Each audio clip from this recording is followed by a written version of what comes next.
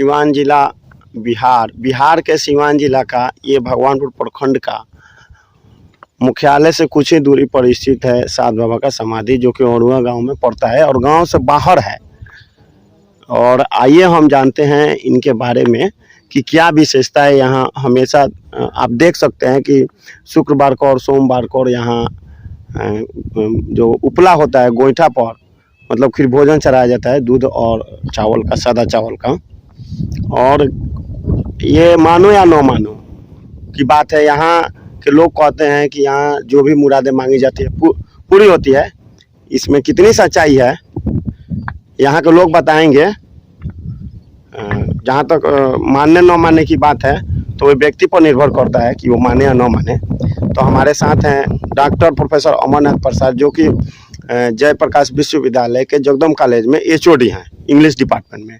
और इन्होंने कई साहित्य पर काम किए हैं, बहुत सारे किताब लिख चुके हैं, बहुत सारे साहित्य को इंग्लिश में ट्रांसलेट किए हैं, जो कि बिहार के जो लोक भाषा भोजपुरी है उसको ये इंग्लिश में ट्रांसलेट करके और पूरी दुनिया में इसको पहुंचाने का काम कर रहे हैं।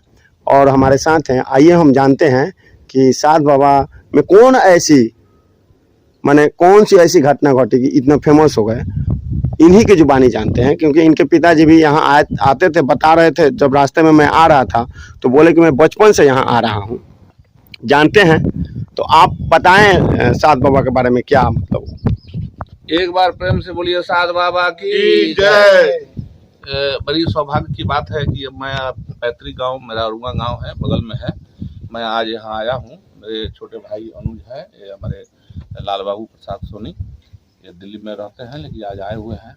और हमारे समधी जी हैं जो छपरा में रहते हैं, तो भी आए हुए हैं। और बड़ी सौभाग्य की बात है कि आज हम साध बाबा के आशीर्वाद लेने आए हुए हैं। और यह जो समाधि स्थल है साध बाबा का, यह बहुत प्राचीन समाधि स्थल है। और इसके बारे में हमारे पिताजी भी कहा करते थे इनके बारे में, और गांव के लोगों की भी यह मान्यता है। और दूर दूर से लोग यहाँ आते हैं, अपनी मन्नत लेकर आते हैं और पूजा पाठ करते हैं। और ख़ासकर यहाँ पर जो लोग भी आते हैं और उनकी जो मनोकामनाएं होती है, मनोवांछित फल प्राप्त होता है। और एक चीज़ हमने यह मार्क किया है कि बचपन से ही हम लोगों की एक ऐसी घर में ट्रेनिंग मिली हुई है कि कोई बात होती है तो भाई स्वतः मुख से स्वतः प्रसूत जो है साध बाबा का नाम आ जाता है। तो इतनी आस्था है, विश्वास है, और विश्वास का नाम है, इस पर कोई बहस नहीं हो सकती, उस पर कोई लॉजिक नहीं हो सकता। क्योंकि जॉन किट्स ने एक जगह लिखा है कि don't all charms fly at the मियर touch of cold philosophy. जहाँ भी कोल्ड फिलॉसफी आता है वहाँ पर जो हमारा फेथ है, विश्वास है, उसके पंख टूट जाते हैं।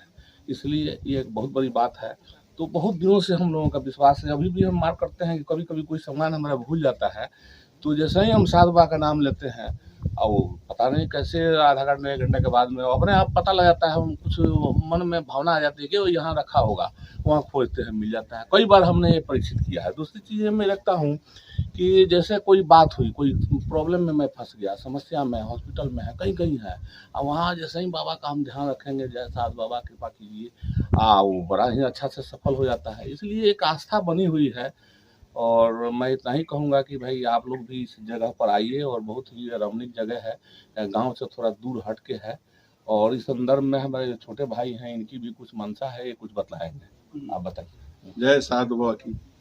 तो साध बाबा के पास हम 1992-93 में आया करते थे, 7 बजे से लेकर 8 बजे तक, और यहाँ बैठकर हमेशा 1 घंटा रहते थे। तो बाबूजी कहते थे कि सब भाई बेटा लोग अपना अपना पद संभाल लिए, एक छोटा लड़का अभी तक कुछ नहीं किया। तो हमने साध बाबा से यही विनती कहा कि हे प्रभु, कितना दिन आपके पास आकर बैठेंगे और कुछ मिल नहीं रहा है मुझे, तो हमें भी कुछ मिले, हमें भी आगे बढ़े या कुछ करके दिखाएं। तो बाबा की कृपा हुआ और 18 दिन बाद हमारा दिल्ली का टिकट कट गया, और आज मैं दिल्ली में बहुत अच्छा से अपना बिजनेस संभाल रहा हूँ और आगे बढ़ गया हूँ। सब इन्हीं का कृपा है। साध बाबा की कृपा से, मतलब हमने कहा 18 दिन बाद हमारा टिकट दिल्ली का कट गया। मैं सोचा भी नहीं था कि मैं कभी दिल्ली जाऊंगा, लेकिन सब कृपा इनका है। जय साध बाबा। मैं आपसे प्रोफेसर साहब जानना चाहूँगा, ये जो भगवानपुर का एरिया है प्रखंड मुख्यालय का, इसके अगल बगल में कई संत की समाधि है, जैसे प्रभु जगन्नाथ स्वामी का नाम सुने होंगे, रौनक दास, इनर दास, माने बहुत सारे संत की समाधियां हैं। लेकिन वर्तमान जो माने समय है और उस समय में क्या गिरावट आ रही है संत समाज में? देखिए, ये जो सारण की धरती है, सारण की जो संत है, इसकी एक बड़ी लंबी परंपरा है। और यहाँ संत परंपरा में बड़े बड़े संत हुए, धरणीदास हुए, वहाँ जो संत कवि लक्ष्मी सखी हुए, और रामगति बाबा हुए, उनके जो है चेला हुए रौनक बाबा, उनके जो चेला बहुत बड़े संत हुए यहाँ पर जगन्नाथ स्वामी, जगन्नाथ दास, जिनका सतगुरु सागर है, और बहुत बड़े बड़े संत लोग यहाँ पर हुए हैं। उधर आप चले जाइए, सिवान में हलखोरी बाबा है, नक्षेत्र बाबा है, बहुत बड़े बड़े संत यहाँ पर हुए हैं। और उन्होंने ऐसा नहीं कि केवल संत ही थे, उन्होंने कुछ रचनाएं लिखी है, साहित्यिक रचनाएं लिखी है, और इस पर अलग से बहस करने की जरूरत है। ये छोटे से वीडियो क्लिप में नहीं हो सकता है। आपको मैं बताऊं कि ऐसी रचनाएं हैं, ऐसी ऐसी बातें उन्होंने लिखा है कि जो को सुनकर हम लोगों को आश्चर्यचकित हो जाना पड़ता है, क्योंकि वो बड़ी बड़ी फिलोसफिकल थॉट्स है, जो बड़े ही मेटाफोरिक वे में और बड़ी कलात्मक ढंग से उसको प्रस्तुत किया गया है, जिसको हम लोग साहित्य की भाषा में कहते हैं कि जो हृदय के तार को ललकार कर झंकार दे वह साहित्य है। तो इस तरह की बात जो है संत परंपरा में है। जैसे कि जैसे संत कवि जो है लक्ष्मी सखी ने एक जगह लिखा है, बहुत बढ़िया लाइन लिखा है कि अतना जब पढ़लिस ते अंग्रेजी या फरसिया त काहे ना कहलिस ते आत्मदरसिया। देखिए, छोटी सा लाइन है, कितना बड़ी बात है कि तुम्हारे पढ़ने से क्या फायदा हुआ, इतना बड़ा डिग्री और डिग्री लेने से फायदा क्या हुआ कि आज तक तुमने आत्मदर्शन नहीं किया। देखिए, आत्मदर्शन की बात जो है स्वामी विवेकानंद भी कहते हैं कि arise awake and stop not till your goal is reached, है ना। और कबीरदास भी कहते हैं कि पानी बिच में न प्यासी अब मैं सुन सुन आवत हाँसी, आत्मज्ञान बिना सब सुना, क्या मथुरा क्या काशी। इतना ही नहीं, बाइबिल भी कहता है कि नो दाई दाई सिल। तो हर जगह आप देखेंगे कि इस तरह की चर्चाएं की गई है जो हमारे संत परंपरा में है, और बहुत ही पोएटिक अंदाज में वो लोग कहते हैं। लेकिन दुर्भाग्य यह है कि आजकल कुछ संत लोग जो है ना, जैसे खासकर अवघड़ संप्रदाय के जो संत हैं, वो पीने खाने मछली मीट इत्यादि में वो जो है व्यस्त रहते हैं। लेकिन मुझे लगता है कि ये बाबा जो भी हैं, उन्होंने इसको कभी भी प्रोपाउंड नहीं किया, इस थियरी को नहीं मानते थे। जैसे यहाँ जगन्नाथ स्वामी हैं, तो वो कभी भी इसको प्राथमिकता नहीं दिए, वो लोग सिंबल में बोलते थे। जैसे कि आपको बहुत सुंदर उदाहरण दे रहा हूँ कि संत कवि लक्ष्मी सखी ने एक जगह लिखा है, और उसमें अपने उनकी रचना है कि कहते हैं कि सुनु सखी सुनु कहब कछुआउर, सारण जिला तकथ अमनौर, आ कायथ कुल में जन्मले बौर, आ राम लखन फल फरी गईले दौर, तो जन्म भूमि कभी पूजलऊँ गौर, तो मिल गईले सतगुरु माथे चढ़ल मौर, तो गुरु जी देहनी ज्ञान के लौर। ठीक है, गुरु जी के पास हम गए तो उन्होंने क्या दिया गुरु जी ने, तो गुरु जी देहनी ज्ञान के लौर, लौर में लाठी, तो झटपट मारल माछर सौर। तो हमने क्या किया कि उस लाठी से मछली को मारा। देखिए, और मछली कौन, सौरा मछली कहते हैं कि सौरा मछली जो चंचल मछली है, उसको उस लाठी से हमने मारा। तो जब मर गया तो उसको क्या कहते हैं कि पाकल ब्रह्म अग्नि कर भौर, मतलब ब्रह्म अग्नि रूपी जो भौर है, उस भौर में उस पके हुए ऐसे उस मरे हुए मछली को हमने पकाया। अरे भाई, मन जो है उतना ही चंचल है जितना कि मछली। यह मछली एक उपमा हुआ, है ना। तब उसके बाद ये कहते हैं कि जब मछली जब पक गई तो खायल साध संत मिली जौर, साध संत के बीच में बैठकर उस मछली को हमने खाया। इसी का लोग जो है ना उल्टा अर्थ लगा लेता है। यहाँ खाने का मतलब गस्टेटरी में अंग्रेजी में हम लोग कहते हैं, यहाँ खाने का अर्थ यह है कि भाई साधु संतों के बीच में प्रवचन किया। जैसे आप हमसे ले रहे हैं, आपको भी उतना ही आनंद आ रहा है, और हम जब बोल रहे हैं तो हमको भी परम आनंद की अनुभूति हो रही है। तो यहाँ क्या हो रहा है, मछली तो हम खा रहे हैं, और मछली साधारण खा रहे हैं, सौरा मछली को वो भी पकाया हुआ, और कैसा कौन सा अग्नि में, भौर में कहते हैं, ये भोजपुरी का शब्द है ना, डीप एंड एक्सटेंडेड फायर। रात को जो है बोरसी में आग रख दिया जाएगा, सुबह में तलकता हुआ उस आग में, वो ब्रह्म अग्नि रूपी आग में उस मछली को पकाया गया और उसको। तो खाने का यहाँ ये मतलब है। लेकिन यहाँ और अन्य जो संत लोग हैं, बहुत लोग इसको लगा देना ना, बाबा तो कहे थे खूब खाइए खूब पीजिए। अरे भाई, ये कभी भी ठीक चीज नहीं है।